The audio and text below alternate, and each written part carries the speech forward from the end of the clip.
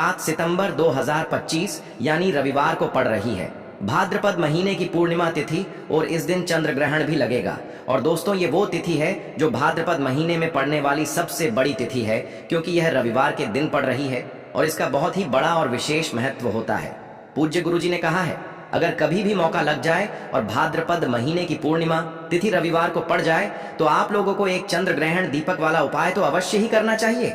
इन दोनों का संयोग बहुत ही कम आता है और इस दिन दीपदान करना बहुत ही शुभ माना जाता है। और दोस्तों, पूज्य गुरुजी ने अपनी शिव महापुराण की कथा में बताया है, इस दिन आपको एक दीपक और हल्दी वाला उपाय तो अवश्य ही करना चाहिए, क्योंकि ऐसा दिन पूरे साल में सिर्फ एक ही बार आता है। और दोस्तों, आप सभी लोग जानते हो कि पूर्णिमा का अगर सबसे बड़ा कोई उपाय है तो वो एक दीपक और हल्दी वाला उपाय है। तो दोस्तों, इस पूर्णिमा के दिन आप लोगों को इस एक दीपक और हल्दी वाले उपाय को जरूर करना है। बहुत सारे लोग होंगे जिन लोगों ने इस उपाय को न किया हो, मतलब पूरा साल निकल गया और उन्होंने किसी भी दिन इस एक हल्दी दीपक वाले उपाय को न किया हो। पर दोस्तों, आपके पास एक आखिरी मौका बचा हुआ है, जो कि 7 सितंबर के दिन है। तो इस दिन आप लोगों को इस वाले उपाय को जरूर कर लेना है। भले ही आपने पूरे साल भर इस उपाय को ना किया हो, पर अगर आपने इस भाद्रपद महीने के रविवार के दिन अगर इस वाले उपाय को कर लिया तो आपको इस उपाय को करने का वो फल मिलेगा जिसकी आपने कभी कल्पना भी नहीं करी होगी। इसीलिए आप लोग इस वाले उपाय को एक बार जरूर कर लेना, ताकि आप लोगों के हाथ से यह मौका ना जा सके और आपको इस उपाय को करने का फल मिल सके। दोस्तों, ये उपाय पंडित जी ने अपनी अभी की ही शिव महापुराण की कथा में बताया है। जी, इस उपाय को आज हम आपको बहुत अच्छे से समझाने वाले हैं। इस वीडियो को देखने के बाद इस उपाय को समझने के लिए आपको कोई और वीडियो को देखने की जरूरत नहीं पड़ेगी। तो चलिए दोस्तों, उपाय को शुरू करते हैं। देखिए, यह इस भाद्रपद महीने के रविवार के दिन यह इतना खास होता है, इतना महत्वपूर्ण होता है। देखा गया है कभी कभी बड़े बड़े पूजा पाठ अनुष्ठान से जो मनोकामना पूर्ण नहीं होते, वो इस भाद्रपद महीने के पूर्णिमा के दिन एक छोटे से उपाय करने से ही आपकी मनोकामना पूर्ण हो जाती है। और बहुत सारे लोगों ने इस उपाय को किया भी है और उनको इस उपाय को करने का फल भी जरूर मिला है। अगर आप लोग भी इस उपाय को भाद्रपद पूर्णिमा के दिन करना चाहते हैं तो आप इस उपाय को पहले अच्छे से समझ लेना, सुन लेना, उसके बाद करना। आपको इस उपाय का फल जरूर मिलेगा। और इस उपाय को कर लेने से आपके घर में चाहे किसी भी प्रकार की दुख और समस्या क्यों ना चल रही हो, आपको उसका कारण भी नहीं पता है कि भाई यह समस्या किस कारण से चल रही है। उसका कुछ भी कारण हो सकता है, जैसे पितृदोष हो सकता है या किसी भी तरह का मंगल दोष भी हो सकता है। तो इस दिन आप लोगों को ये वाला उपाय कर लेना है। ये एक ऐसा उपाय है जिस उपाय को अगर किसी विशेष दिन पर किया जाए तो भाई उस विशेष दिन का जो है वह तो हमें मिलता ही मिलता है, पर हमने उस दिन पर इस उपाय को किया है तो हमें उससे भी बड़ा फल मिलता है और फल बहुत जल्दी मिलता है, क्योंकि आप इस उपाय को बहुत ही बड़े और विशेष दिन पर कर रहे हो। तो चलिए अब उपाय के बारे में बात करते हैं, लेकिन उससे पहले आप लोगों को यह जानना आवश्यक है कि आखिर यह उपाय किस समय करना है, किसको करना है और कैसे करना है। तो चलिए हम आगे आपको वीडियो में एक एक करके बता देते हैं।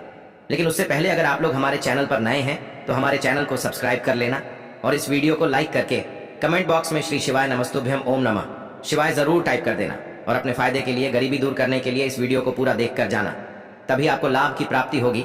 यदि आज आपने वीडियो को बीच बीच में से देखा, काट काट कर देखा, तो आपको जीवन में कभी सफलता हासिल भी नहीं हो। तो दोस्तों, इस एक हल्दी दीपक वाले उपाय को हमें इस पूर्णिमा के दिन कैसे करना है, किसको करना है, किस समय करना है और कहां पर करना है, ये सारे सवालों के जवाब आपको इस वीडियो में मिल जाएंगे।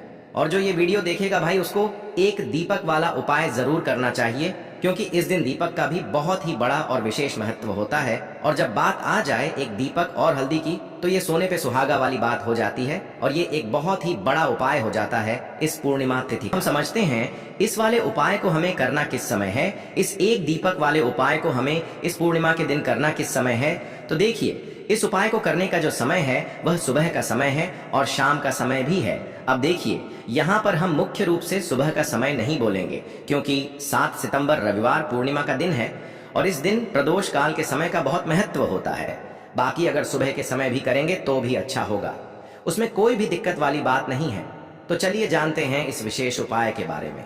लेकिन उससे पहले एक प्रार्थना, अगर आप इस चैनल पर नए हैं तो आप इस वीडियो को लाइक करें, चैनल को सब्सक्राइब करें और कमेंट बॉक्स में आप अपनी राशि या अपना नाम जरूर डाल दें, क्योंकि हम राशि से जुड़ा भाग्य भी बताते हैं और भाग्य में चल रही परेशानियों को दूर करने के लिए वह आसान से आसान उपाय भी बताते हैं। तो चलिए अब हम अपने सबसे पहले उपाय की बात कर लेते हैं। देखिए, भादो मास के दिनों में विशेषकर भगवान शिव और माता पार्वती और विष्णु भगवान का पूजन किया जाता है।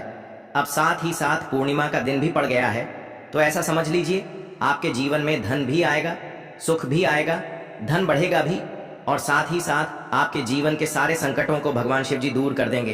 तो चलिए सबसे पहले बात कर लेते हैं सबसे पहले उपाय की, जो कि पूर्णिमा वाले दिन आपको विशेष कर करना है। और इस उपाय को करने से आपकी कोई भी ऐसी इच्छा, कोई भी विश जो अभी तक अधूरी है, पूरी नहीं हो रही है, तो आपकी बड़ी से बड़ी विश और मनोकामना भी पूरी हो जाती है जब आप पूर्णिमा वाले दिन इस पहले उपाय को कर लेते हैं। तो देखिए, आप सभी जानते हैं कि श्री हरि विष्णु जो है, उन्हें तुलसी दल सबसे प्रिय है।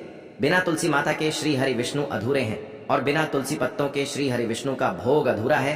अब श्री हरि विष्णु को प्रसन्न करके आप अपनी किसी भी मनोकामना को पूरा कर सकते हैं, क्योंकि श्री हरि विष्णु प्रसन्न हो गए तो आपकी कोई भी विश और इच्छा, मनोकामना अधूरी नहीं रहेंगी। तो आपको तुलसी के 5 पत्ते लेने हैं। अब ये 5 तुलसी के पत्ते जो आपने लिए हैं, ये 5 तुलसी के पत्ते आपको श्री हरि विष्णु को अर्पित करने हैं, अपने घर के मंदिर में ही। ठीक है, ऐसा आपको करना है। आपके घर में श्री हरि विष्णु की कोई मूर्ति है, प्रतिमा है, वहां पर ये 5 तुलसी के पत्ते आप रखें और साथ ही साथ एक देसी घी का दीपक गोलबाती का आपको लगाना है और ओम नमो भगवते वासुदेवाय नमः, इस मंत्र का आपको 11 बार जप करना है।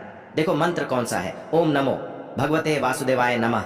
और फिर श्री हरि विष्णु से अपनी विश, अपनी इच्छा, अपनी मनोकामना कह देना और फिर देखना आपकी विश और इच्छा, जो भी आपकी मनोकामना है, जो भी अपने जीवन में आपको चाहिए। अगर निर्धनता बहुत है, आप अपने घर से गरीबी को दूर करना चाहते हैं, या फिर धन आपका बढ़ता नहीं है, आप चाहते हैं कि आपका धन बढ़े, या फिर आपके घर में फिजूल खर्ची बहुत होती है, पैसा आपके पास नहीं रुकता है, आप चाहते हैं कि पैसा आपके पास रुके, या फिर घर में कोई व्यक्ति ऐसा है जो बहुत बीमार रहता है, या फिर किसी का विवाह नहीं हो पा रहा है, तो जो भी आपकी इच्छा है, जो भी आपके विश है, बस एक बार श्री हरि विष्णु से कह देना। इस दिन है, साथ ही साथ साल का सबसे बड़ा दिन है। यह दिन इतना उत्तम है कि जो आप श्री हरि विष्णु से मांग लेंगे, जो उनसे कह देंगे, वह आपकी विश, आपकी मनोकामना को बहुत जल्दी पूरा कर देंगे। तो यह पहला उपाय है। चलिए बात करते हैं दूसरे उपाय की।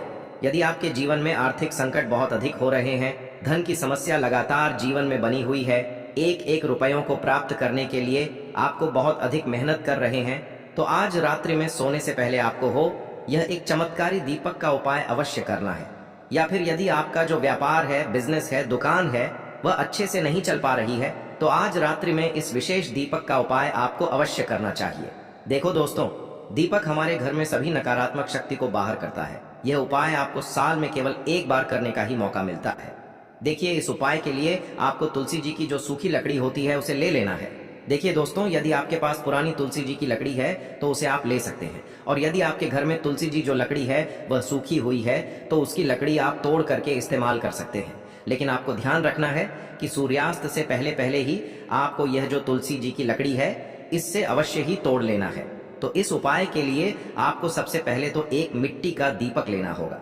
चाहे तो आटे का दीपक भी ले सके, क्योंकि आटे का दीपक सभी दीपक में सर्वोत्तम माना गया है। इस दीपक के अंदर आपको शुद्ध घी का प्रयोग करना होगा, और इससे दीपक के अंदर आपने जो तुलसी जी की लकड़ी ली है उसे भी रख देना है। लेकिन ये जो तुलसी जी की लकड़ी है, इसमें आपको चारों तरफ अच्छे से घी लगा लेना है। देखिए, गुरु जी ने बताया है कि जो तुलसी जी की लकड़ी है, यदि आप उपाय करते हैं और बहुत ही शीघ्रता से जल जाती है, तो इसके लिए आपको एक कार्य करना है। आपको थोड़ी सी रुई ले लेनी है और उस रुई को आपने जो तुलसी जी की लकड़ी ली है उस पर अच्छे से चारों तरफ लपेट देनी है। तुलसी जी की लकड़ी के ऊपर रुई लपेटने के बाद इसे आपको पूरा घी के अंदर डुबो लेना है। अब इसे आपको बाती के रूप में प्रयोग करना है। अब दोस्तों, इस दीपक को आपको प्रज्वलित कहाँ करना है? तो इस दीपक को आपको या तो भगवान विष्णु के सामने प्रज्वलित करना होगा, या फिर आपको भगवान श्री राम के सामने प्रज्वलित करना होगा, या फिर भगवान कृष्ण के सामने, यानी कि भगवान विष्णु के जो भी अवतार हैं उनके सामने आप ये दीपक प्रज्वलित कर सकते हैं। या फिर आप इस दीपक को माता तुलसी जी के सामने भी प्रज्वलित कर सकते हैं। पूज्य गुरु जी ने बताया है कि जो भी व्यक्ति इस प्रकार से तुलसी जी की डंडी से यह दीपदान कर देता है, उसके जीवन में कभी भी धन की समस्या नहीं होती है। इसीलिए आपको यह पूरे साल में केवल एक बार ही मौका मिलता है। इस उपाय को करके देखना, आपकी सभी इच्छाएं जरूर पूर्ण होंगी। यह जो उपाय है रात्रि में सोने से पहले करना है। बात करते हैं, आप बताते हैं तुलसी के गमले में आपको वह कौन सी चीज डालनी है जिस उपाय को करने से आप अपने जीवन में महाधनी बन जाएंगे। इतना धन आपको मिलेगा कि कभी भी आपके धन में कमी नहीं आएगी, कभी भी आपका धन बर्बाद नहीं होगा। आपके पैसे की बर्बादी बिल्कुल आपके जीवन से रुक जाएगी। और जो लोग कहते हैं कि घर में पैसा तो आता है, पैसा रुकता नहीं है और पैसा बढ़ता नहीं है, वृद्धि नहीं हो रही है, उन्हें भी विशेष यह तीसरा उपाय पूर्णिमा वाले दिन जरूर करना चाहिए। तो देखिए, पहले ही आपको बता दिया कि श्री हरि विष्णु की पूजा और उनका भोग श्री मतलब तुलसी मैया के बिना अधूरा है ना? और तुलसी मैया जो है वह श्री हरि विष्णु के बिना अधूरी है। तो देखिए, जब भी आप तुलसी का कोई उपाय करेंगे तो सीधे सीधे आप श्री हरि विष्णु को प्रसन्न कर लेते हैं। अब व्यक्ति को, यानी जो भी व्यक्ति है, किस व्यक्ति को कितना धन देना है, यह श्री हरि विष्णु के हाथ में होता है। धन देने का काम माँ लक्ष्मी करती है, जो कि माँ तुलसी का ही एक रूप है। माँ तुलसी जो है, ये माता लक्ष्मी का ही स्वरूप है ना।